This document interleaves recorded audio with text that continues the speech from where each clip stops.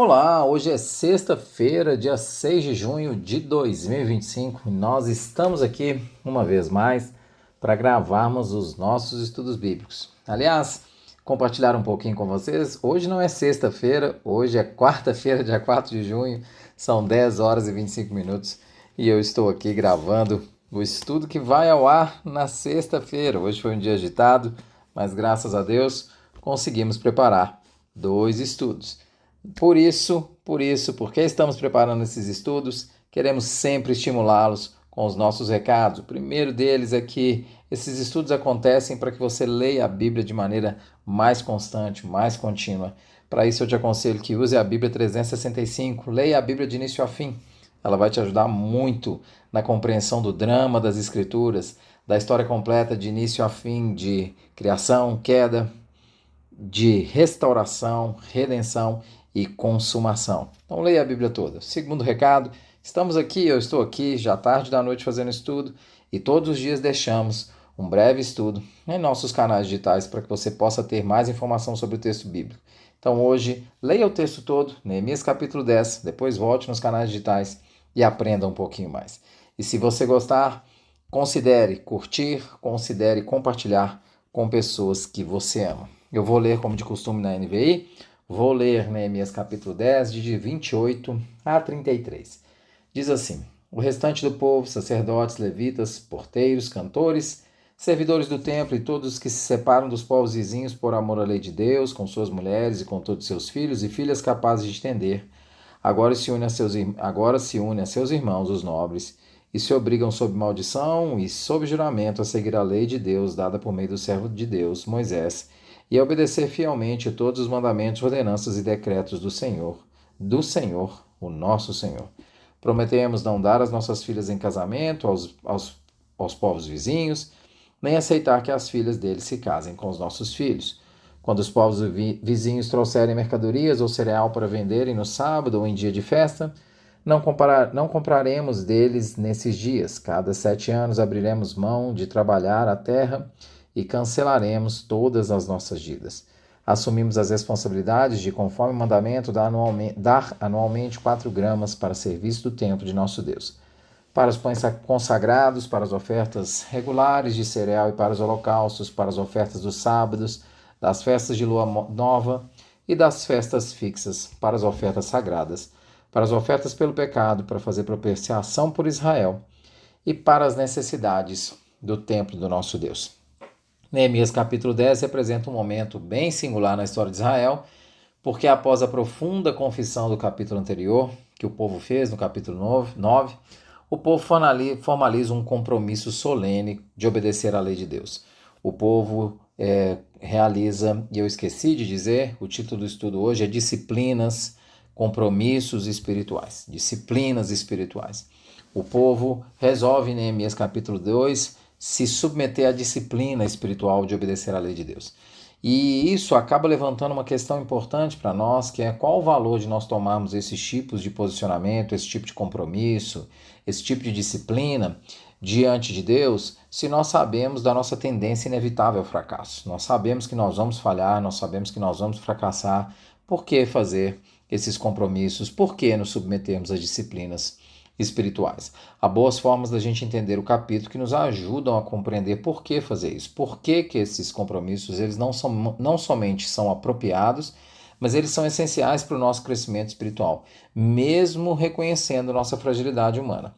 Longe de serem um ato de autoconfiança, esse tipo de compromisso é uma expressão de fé na graça capacitadora de Deus, e eu queria enfatizar isso. Longe de ser você batendo no peito e dizendo assim, eu vou conseguir, eu vou obedecer, eu vou fazer, eu vou ter as disciplinas espirituais, elas não devem existir com esse propósito. Elas devem existir como uma expressão de fé na graça capacitadora de Deus. Bom, o que nós temos aqui no texto de Neemias capítulo 10? O que acontece? Uma sequência que a gente pode entender como uma sequência natural. O Derek Kidner vai falar que nós temos aqui 3 capítulos que mostram o quê? Capítulo 8 é a exposição da palavra, e essa exposição nós vimos no estudo, que é uma exposição em profundidade, com explicação. O capítulo 9, o que acontece em função da exposição da palavra? A confissão e o reconhecimento do pecado e também da fidelidade divina de um Deus que é perdoador.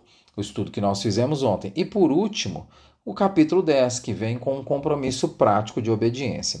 O texto vai descrever que o povo resolve fazer uma firme aliança, literalmente uma aliança confiável ou um compromisso seguro. Isso não é presunção do povo, é um reconhecimento da necessidade desse tipo de estrutura de disciplina que ajuda, que apoia na vida espiritual. No versículo 29 diz assim: agora se une a seus irmãos os nobres e se obrigam sobre maldição e sob juramento a seguir a lei dada por meio do servo Moisés. Isso não é arrogância, não é presunção, é um reconhecimento de que essas estruturas de disciplinas espirituais, de compromissos espirituais são muito importantes. Qual é a estrutura do compromisso que o povo faz aqui no capítulo 10? Se nós olharmos, tem um compromisso de ordem mais geral, que está entre os versículos 28 a 30, que o povo se compromete a andar na lei de Deus, aceitar a maldição sob juramento, de que acompanha a obediência, ou seja, aceitar de maneira sóbria tanto as exigências da lei como as consequências do fracasso. Aceitar o que nós vimos no capítulo 9, que Deus é gracioso e amoroso, mas que ele deseja a obediência e que a desobediência à sua lei traz consequências. Então, se a gente pega a estrutura do compromisso que está no capítulo 10, ele começa assim, um compromisso mais geral, nos versículos 28 a 30, e alguns compromissos bem específicos nos versículos 30 a 39. Nós não lemos todos, nós só lemos até o versículo 33, mas até o versículo 39, que é o final, nós temos compromissos bem específicos. Não se casar com povos pagãos, no versículo 30, observar o sábado e o ano sabático, no versículo 31, e sustentar o templo e o serviço do templo, que nós vemos entre os versículos 32 e 39. Então, essa é a estrutura do capítulo 10. Uma sequência natural. A palavra é exposta, capítulo 8, o povo reconhece seu pecado, capítulo 9, e o povo assume um compromisso de obediência. Bom, vamos tentar fazer uma leitura um pouquinho mais aprofundada desses compromissos? O que eles significam na prática? 2 pontos eu trouxe aqui. O primeiro deles, que esse tipo de compromisso e disciplina espiritual é um meio de graça. Então você vai entender que o seu posicionamento, o seu compromisso, a sua submissão a disciplinas espirituais funciona como um meio de graça de Deus. São canais através dos quais Deus opera para nos santificar. Eles não são tentativas de merecer salvação, mas eles são estruturas que Deus nos dá para nos moldar em direção à santidade. Então, as práticas de oração, de leitura da Escritura, de jejum, elas não devem ser vistas como elementos que são elementos que para que eu mereça a bênção de Deus. De nenhuma forma deve ser visto assim, mas deve ser vista como um meio de graça, um meio através do qual Deus opera, age para nos moldar em direção à santidade. Uma disciplina ou um compromisso espiritual, ele vai o quê? Como meio de graça, o que ele vai acabar produzindo? Ele vai orientar a nossa vontade, porque ele vai colocar uma direção nas nossas escolhas, ele vai nos ajudar a formar hábitos, então vai criar padrões repetitivos que vão moldar o nosso caráter. Eles vão invocar responsabilidade. Quando a gente tem um compromisso, uma disciplina, isso invoca uma prestação de contas conosco mesmo e com aqueles que estão próximos a nós, então invoca a responsabilidade. É importante que você tenha disciplinas de oração na sua casa, com a sua família, porque isso chama a sua responsabilidade, chama você a responsabilidade de ter que orar com seus familiares, de ter que orar com seus filhos, de ter que orar no contexto da igreja, de se envolver no jejum. Então, os compromissos, uma leitura teológica sobre os compromissos, sobre as disciplinas espirituais, deveria nos abrir os nossos olhos para entendê-los como meios de graça. E por último, mas não menos importante, eles expressam como um meio de graça a dependência, porque nós, quando fazemos, reconhecemos que precisamos de Deus. Ora, se eu me submeto a disciplinas para aproximar de Deus, eu reconheço a dependência dele. Então, uma leitura teológica sobre esse tipo de compromisso e sobre esse tipo de disciplina mostra, em primeiro lugar, que eles são um meio de graça. Em segundo lugar, elas mostram uma confiança que depende da graça. Ou seja, se esses são meios de graça, isso mostra uma confiança que depende da graça. O texto de Neemias nos permite ver claramente como que a soberania de Deus dialoga com essa responsabilidade humana.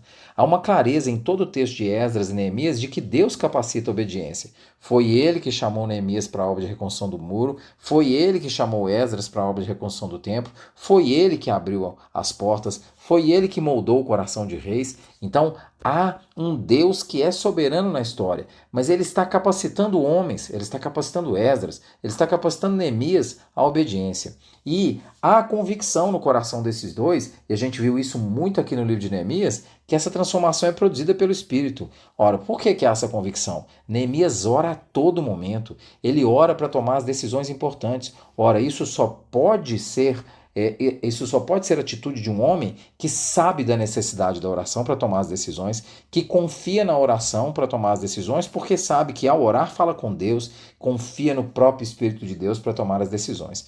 E por último, uma perseverança dependente de Deus, e uma visão de que é necessário depender de Deus. É uma criação de um coração que passa a ser perseverante e dependente de Deus.